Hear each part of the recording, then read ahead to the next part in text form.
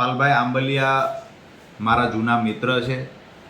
અમે ખેડૂત આંદોલનો સાથે કરેલા છે. 108 દિવસ જેટલો સમય જેલમાં રહ્યા, તો સ્વાભાવિક છે કે મિત્રતાના નાતે આજે પાલભાઈ મળવા આવ્યા હતા. પાલભાઈની સાથે અમુક સ્વાભાવિક છે કે પાલભાઈ કિસાન કોંગ્રેસના ચેરમેન છે, તો એની સાથે અમુક નેતાઓ પણ સાથે હોય. પણ વાત એ છે કે મિત્રતાના નાતે આજે મળવા આવ્યા હતા અને ઘણી બધી અમારે જે એક પારિવારિક ભાવથી જે ચર્ચાઓ થાય એ ચર્ચાઓ થઈ છે. એવું પણ પાલભાઈ કીધું કે અમિત ચાવડા સહિતના નેતાઓ આપના સંપર્કમાં છે, શું કહેશો?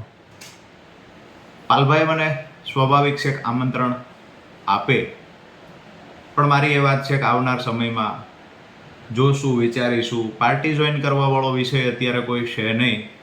બસ આવ્યા, મિત્રતાના ભાવથી ચર્ચાઓ થઈ.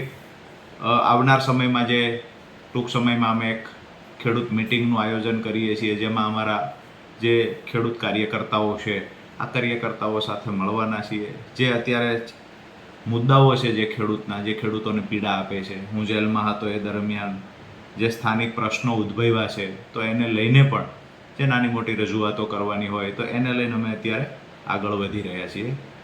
કોઈ રાજકીય પાર્ટીના આગેવાનો મળવા આવે સ્વાભાવિક છે, એમના તરફથી જે કોઈ વાત મૂકવામાં આવે, પણ પાલભાઈ તરફથી એક મિત્રતાના ભાવે ખબર અંતર પૂછવાની વાત હતી.